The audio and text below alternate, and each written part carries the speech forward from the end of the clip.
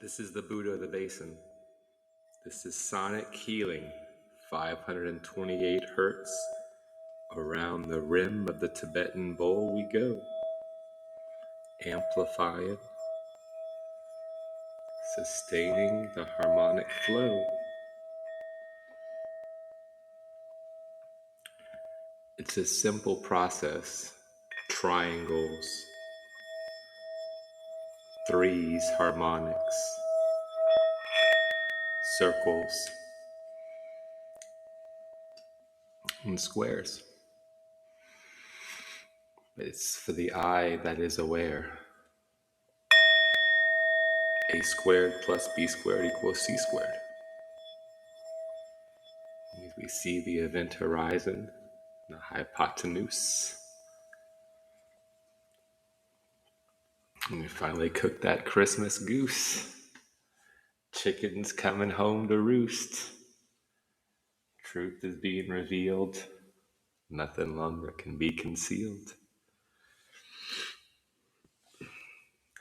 Just use this new sea moss and Moss's Boss to get this crud out. This graphene oxide, this geo, that it goes into the geoengineering, which is the engineering of the snow and the ice that's got the chemical, they got the plastics in there, the microplastics, and that's the one thing that could truly unite the masses is if they understood the industrial degree or the industrial scale, the vast military apparatus that's used to control the weather. That's something that is beyond left, beyond right, and it really divides just wrong and right clearly. That's what that Operation Popeye in Vietnam, when they flooded the Ho Chi Minh Trail, that targeted weather warfare has been a possibility since even prior to there. But certainly in Vietnam, it was utilized. And obviously, there's nothing keeping the governments at bay. We the people is a fiction at this point. I mean, there is a fact of human consciousness and a fact of the billions of human individuals living on this planet right now. But we the people is what needs to be, reinstantiated in the minds of the masses and the minds of the elite. So the good news is things have gotten so bad, the planet, the resources have been stretched so thin that it all has to come out into the open, and the mask has to come off, and people reveal their true colors and just play the hands that they've been dealt. It seems as though the revelation that sort of Candace Owens is leading to about the tomb of Gilgamesh being found in Iraq by the Germans just prior to the United States invasion of Gilgamesh, the invasion of Iraq, really ancient Babylon, Sumer, right? Ancient Sumer, the Sumerians. They were there before the Babylonians, and then neighborhood of the Assyrians. Later on, you get Hammurabi. But the Sumerian kings list has some disturbing aspects. These kings reigned for literally thousands of years. The Bible says Adam lived for 900 years. And, to be old as Methuselah is quite a feat. And Enoch was 365 years before, God took him. He walked not. So these stories they reflect one another. The Sumerian stories about these kings that reigned for thousands of years, this is the same time period or at least a ballpark time period of the age of Adam. The Logos, apparently, along with the Council of Nine that sort of sits above Saturn in the higher octaves, determined that having shorter lifespans and more lifetimes on this planet would be useful to our evolution as individuals and as a human race. So there was already a veil in our consciousness between conscious and unconscious. And to add to that, we're going to have shorter lifetimes. So you can tell me how many people have benefited from this experiment, but it does give you quite an awakening when it does pop, when finally the Jack in the Box pops out after many lifetimes, and it's wonderful and remarkable. It's it's sort of worth it, just like the waiting in the long line for the water slide at the water park. But when you're up there in the steps, and it's kind of cold and concrete under your toes, and you feel like maybe you're looking down a little bit. It seems kind of steep, but it's not it's safe. Obviously, there's like 8-year-old kids around you, and you just, what are you talking about? It's fine. You get in the water slide, you have a great time, of course. But there's a moment of trepidation in every person's life when you begin to doubt the reasonableness of the choices you've made and how they might have taken you off the path. And that, for me in my life, this is where beyond coincidences have come in with these triplets, these numbers: 111, 222, 333, 444, 555. They have been my guide stone, if you will, the guiding hand. This an awareness that internally what was going on in my thoughts, things that I thought were taking place just within me, I would see reflected in front of me. The car would come in front of me, and it would be like license plate number 555. As I'm having this thought, as this awareness is dawning on me, it's being revealed to me. Yes, there is a larger awareness that is aware of your growing awareness, and we are sharing our awareness of that with you. 222. It's that's the amazing thing about what's happened for me in the past about 20 years approximately speaking. Um, but that's the Kundalini awakening, if you want to call it that, the Christ consciousness. Obviously, you go through a period of suffering as well, just because there is the dawning realization of the awfulness of the history of this planet, which is inescapable to you because of the vast amount of human suffering going on right now. The vast amount of human suffering going on right now is only you can only even it's only even palatable if you look back historically, and then it gives you some lens, some by which you can view the long arc as bent towards human suffering and misery and war and famine and plague on this planet. That's what the Sumerian myths go back and show us, but they're not accidental. It was Enlil, Enlil, also known as Yu, who asked for this, who went before the council and made the case that humanity's numbers have gotten too great. Let us use a plague. Let us use famine, and finally, let us use flood. Okay, this is what the Atrahasis story lays out for you. It's important for two reasons. It shows that Enlil and his brother Anki were both sons of Anu, but they both were sort of governors or princes of earth. Two princes kneel before you. That's what I said now. And so Enlil is Lord of the Air. He later is Satan. In my opinion, he comes, and then Anki, Lord of the Waters. His number is 40. He has a lesser rank than Enlil, so ultimately he can't overrule his brother.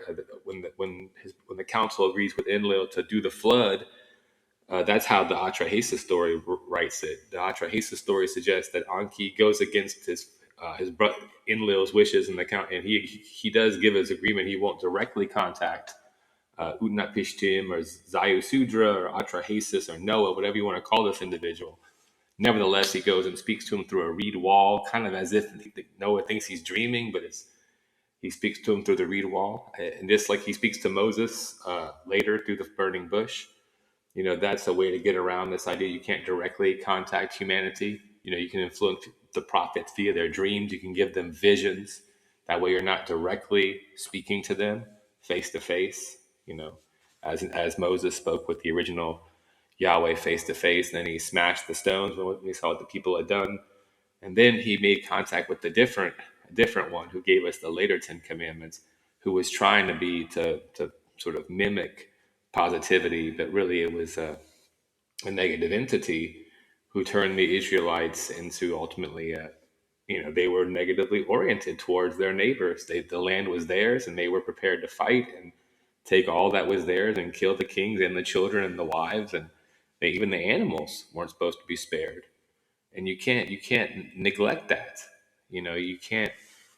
Up until the modern time of David, that's what gets Saul in trouble. That's the bit that people neglect. Like, why was God looking to replace? Why was Yahweh the Elohim, or the entity who was calling himself Yahweh the Elohim?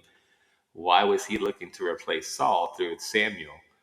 In order to go and find David. Well, it's because Saul didn't kill all the Amalekites. He made a deal with the Amalekite king, and he spared women and children and animals. And they took a little bit of the jewel. It was the soldiers died. They were conquered. There was victory on the battlefield, but there was no need to slaughter all the people. But that's not what Yahweh had instructed Saul to kill them all. But Saul took a little bit of liberty, a little bit of license, and that's what pissed off Yahweh. Just as, at least in the scriptures, I mean, it's Moses who's not allowed to go to the promised land because he strikes the stone. But, Yahweh, if you will, had given him a stone, the stick to strike the stone. So he strikes the stone and the water comes out. And that's why it's strange. He's not kept in the promised land because of the murder he commits, of the man who was like insulting or mistreating his brethren, a murder of a passion, if you will, manslaughter, one might say.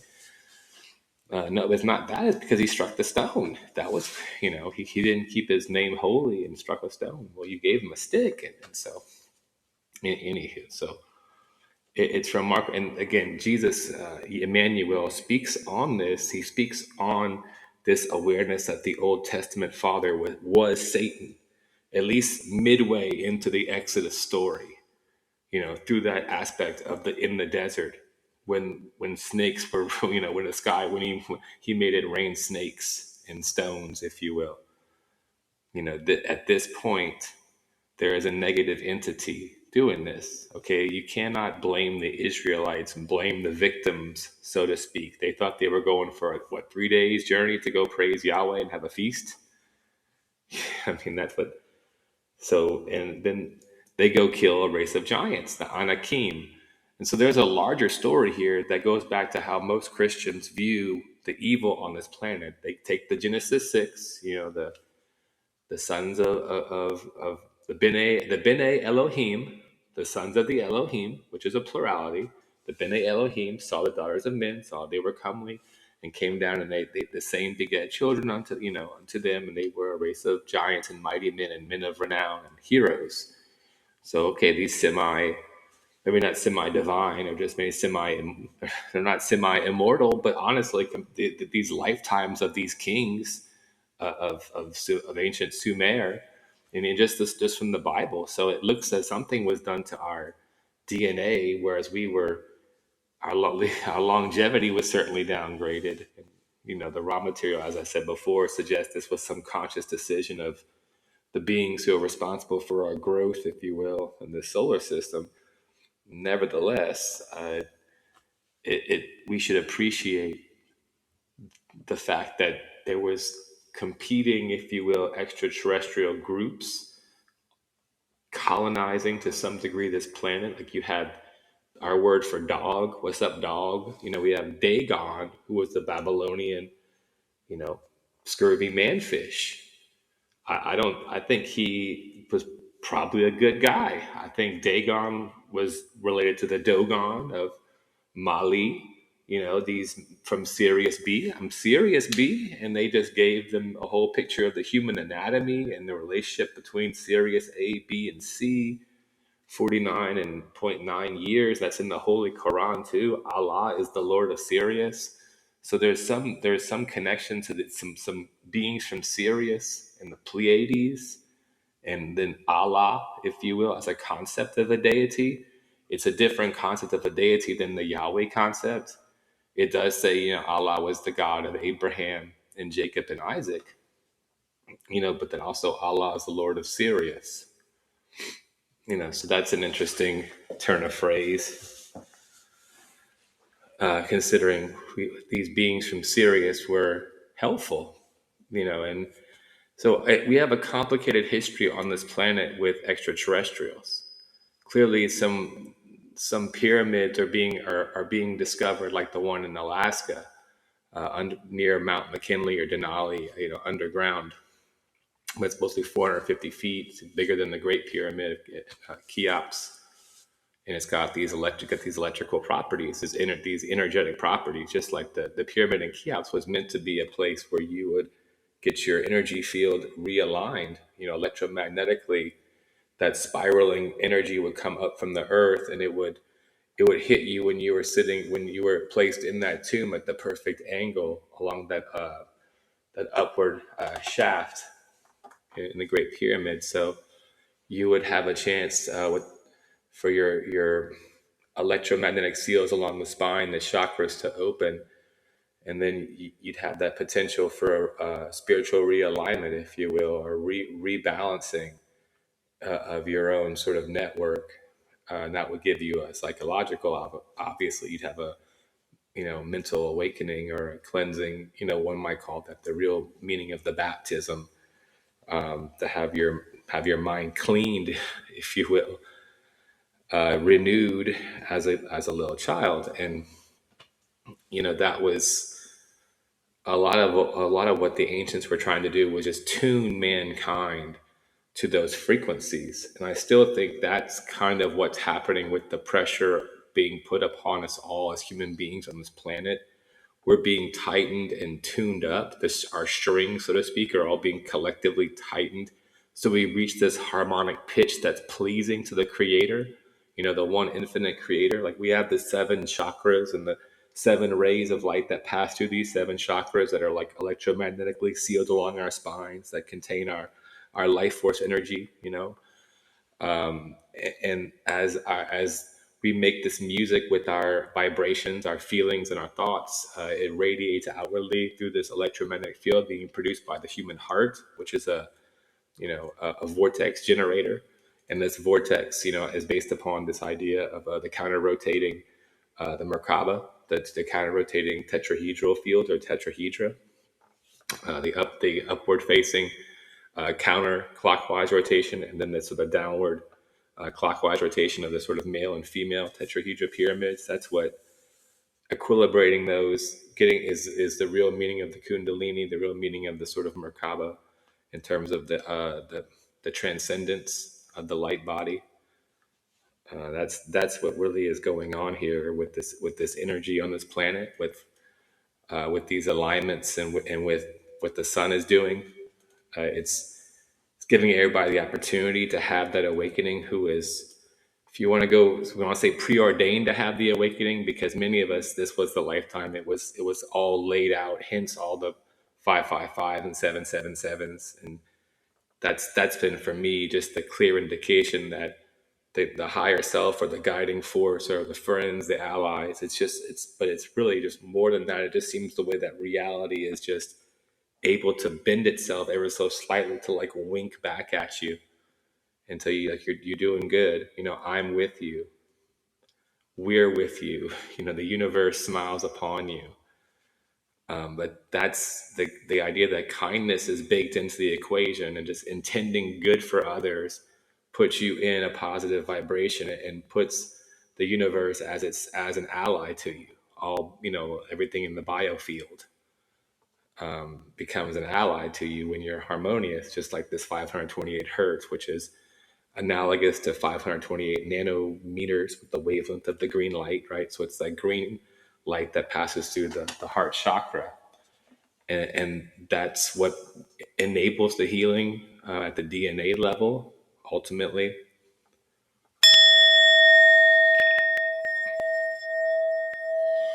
Because it has to pass through this cup of the heart vortex. And